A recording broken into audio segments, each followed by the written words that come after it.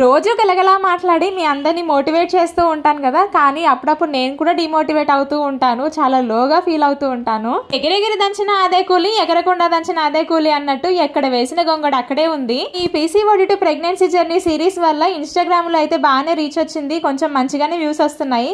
కానీ యూట్యూబ్ లో మాత్రం అసలు ఎక్కడ వేసిన గొంగడ అక్కడే ఉంది. ఎంత కష్టపడ్డా అక్కడికే ఆగిపోతున్నాయి వ్యూస్. అసలు ఎంత కష్టపడి వీడియోస్ పెట్టినప్పటికీ సరిగ్గా వ్యూస్ రాకపోయేసరికి నిజంగా చాలా బాధగా అనిపిస్తుంది. చాలా లోగా ఫీల్ అయిపోతున్నాను నేనైతే. అలాంటి టైంలోని మీ మెసేజెస్, మీ కమెంట్స్, మీ విషెస్ నన్ను చాలా మోటివేట్ చేస్తున్నాయి. ఒక పాజిటివ్ వైబ్ ని తీసుకొస్తున్నాయి. నిజంగా డైలీ ఎంత లేదనుకున్నా ఒక 20-30 మంది దాకైనా మెసేజ్ చేస్తున్నారు పూటకి. అక్క మాకు కూడా PCOD ఉంది, మాకు కూడా ఇన్ఫర్టిలిటీ ప్రాబ్లమ్స్ ఉన్నాయి, మాకు కూడా డైట్ గురించి చెప్పండి అక్క అని.